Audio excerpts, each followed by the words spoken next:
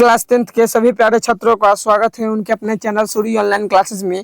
तो आज हम आप सभी के लिए लेके आ चुके हैं क्लास 10th के सेंटअप एग्जाम का संस्कृत का बच्चों एकदम वायरल पेपर।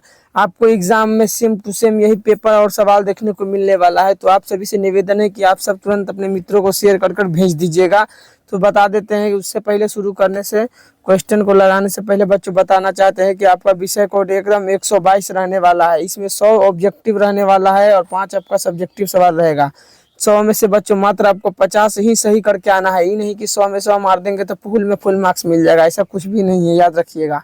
इसके लिए आपको 3 घंटे 15 मिनट का समय दिया जाएगा। तो चलिए अब हम लोग बिना समय गवाए सीधे अपने संस्कृत के सवालों को देखते हैं कि आखिर में आपके सेंटअप एग्जाम में कौन कौन से सवाल पूछा गया है। इस बार कैसा सवाल है, क्या आपसे बनेगा या नहीं बनेगा। तो देखिएगा, पहला नंबर सवाल यही पूछा है बच्चों कि चंचल में पद में कौन सी संधि है। बच्चों बताइए, चंचल में पद में कौन सा संधि है। तो आपको क्या करना है, ए नंबर लगा देना है, व्यंजन संधि है। पहला का सभी बच्चे ए नंबर लगा के आएंगे एकदम। दूसरा नंबर सवाल देखिएगा, किस पद में अपनी अपनी विभक्ति को छोड़कर मिलता है। बताइए किस पद में है जो अपनी अपनी विभक्ति को छोड़कर मिलता है। तो दूसरा का सभी को बी नंबर लगाना है, समास में बच्चों। ऑप्शन नंबर बी बिल्कुल एकदम करेक्ट आंसर मार के आना है। तीसरा नंबर सवाल, यस्य च भावेन भावलक्ष्मण सूत्र का उदाहरण वाक्य कौन है इसमें। तो याद रखिएगा तीसरा का क्या हो जाएगा, ऑप्शन नंबर सी बिल्कुल सही है। उदते सूर्य स गृहते गता, ऑप्शन नंबर सी बिल्कुल करेक्ट हो जाएगा बच्चों। चौथा नंबर सवाल कि प्रति अव्यय के योग में कौन सी विभक्ति लगता है। बताइए प्रति एगो अव्यय है, इसमें कौन सा विभक्ति लगेगा बच्चों। तो क्या लगना है, चौथा नंबर का आप सभी को डी नंबर मार देना है। इसमें द्वितीय विभक्ति लगा हुआ है, ऑप्शन नंबर डी बिल्कुल एकदम सही आंसर मार के आना है।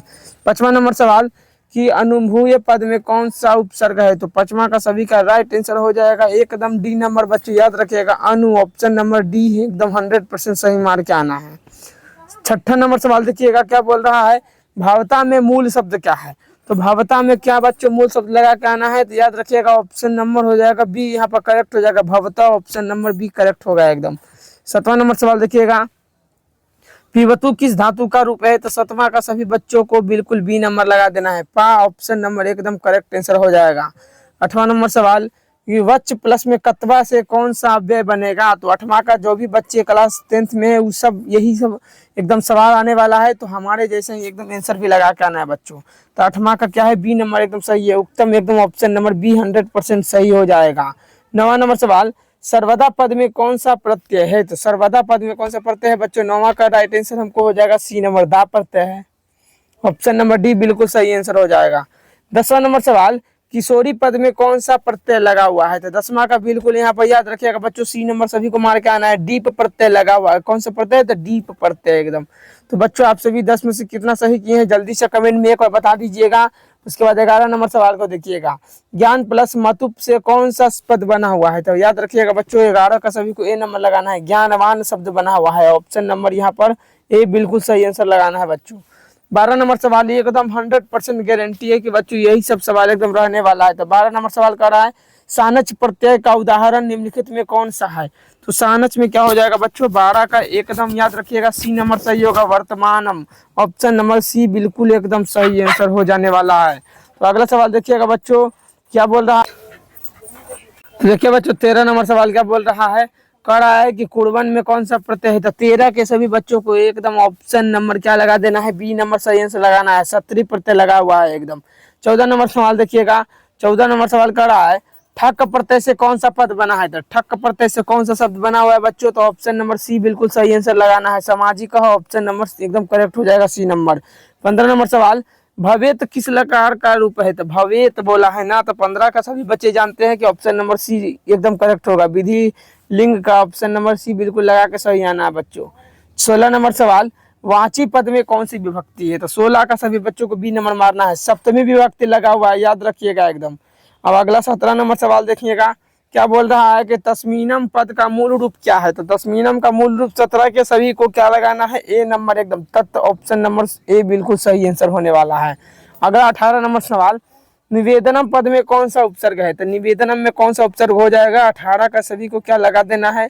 तो बिल्कुल एकदम 18 नंबर का सब बच्चा बी नंबर मार के आएगा, निर प्रत्यय लगा हुआ है सर, ऑप्शन नंबर बी बिल्कुल सही होगा।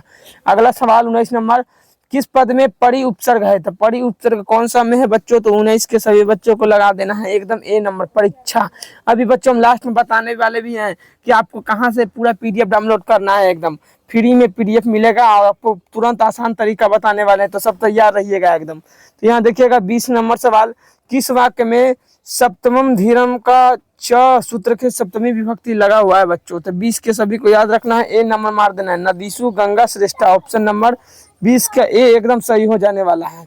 21 नंबर सवाल देखिएगा, अंतरा शब्द के योग में कौन सी विभक्ति होता है? अंतरा शब्द के योग में कौन सी विभक्ति होगा? तो 21 के ए नंबर लगाना है, द्वितीय विभक्ति, ऑप्शन नंबर बिल्कुल ए सही होने वाला है। अगला 22 नंबर सवाल, पक्षी वृक्षम उपवस्ती वाक्य किस सूत्र का उदाहरण है? तो 22 का देखिए क्या हो जाएगा, ए नंबर, इसका भी सही से लगा देना है, उपान्ध्वास बस, ऑप्शन नंबर ए बिल्कुल सही होने वाला है बच्चों। अगला 23 नंबर, उक्त कर्म में कौन सी विभक्ति होता है? तो 23 के सभी को क्या लगा देना है, बी नंबर, प्रथमा विभक्ति होता है उक्त में, याद रखना है। 24 नंबर सवाल, नीलकंठ, नीलकंठ में कौन सा समास है बच्चों? नीलकंठ पूछा है 24 नंबर आपका एक सेंटअप में, नीलकंठ। तो सबको क्या लगाना है, बहुव्रीहि समास, याद रखिएगा। जो भी बच्चे देख रहे हैं वे सबको निवेदन करेंगे कि अपने और भी जो भी क्लास 10th में और एग्जाम देने वाले हैं सेंटअप का, तो उनके पास तुरंत शेयर कर दीजिएगा। देखिएगा 25 नंबर सवाल, किस समाज का उत्तर पद प्रधान होता है? तो किस समास में बच्चे उत्तर पद प्रधान होता है? तो याद रखिएगा 25 के ए नंबर, तत्पुरुष समास में उत्तर पद प्रधान होता है, ऑप्शन नंबर बिल्कुल ए लगा देना है सभी को 25 का। 26 नंबर, तत्मध्य पद में कौन सी संधि है? तो क्या होगा 26 के एकदम बी नंबर सही आंसर हो जाने वाला है, व्यंजन संधि होता है इसमें, ऑप्शन नंबर बी बिल्कुल 26 का सही होने वाला है। 27 नंबर, मुनीरयम में पद में कौन सा वर्ण के संधि हुआ है? तो मुनीरयम में कौन सा है बच्चों? तो 27 का एकदम डी नंबर सही आंसर होगा, ऑप्शन नंबर डी बिल्कुल सभी को सही लगा के आना है एकदम। अगला सवाल देखिएगा 28 नंबर, पित्रादेश का संधि विच्छेद क्या होगा? तो 28 के सबको क्या लगा देना है, एकदम डी नंबर सही आंसर मारना है, पितृ प्लस में आदेश पित्रादेश हो जाता है बच्चों। अगला 29 नंबर सवाल, निह प्लस रोग के संधि करेंगे तो क्या होगा मतलब?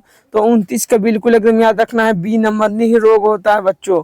तो बताइए आप सभी को अब हम बताने वाला है कि कहाँ से पीडीएफ डाउनलोड करना है। तो सबसे पहले बच्चों, अगर आप पूरा एकदम चाहते हैं ऑब्जेक्टिव और सब्जेक्टिव दोनों, तो इसके लिए आपको क्या करना है, तो सबसे पहले वो लिंक दिया हुआ है डिस्क्रिप्शन में, वो लिंक दिया हुआ है, जाकर वहाँ पर से तुरंत उसके ग्रुप का लिंक है उसमें ज्वाइन हो जाइएगा, वहाँ पर इसका पीडीएफ डाला हुआ है, तुरंत वहाँ से आप लोग डाउनलोड कर सकते हैं।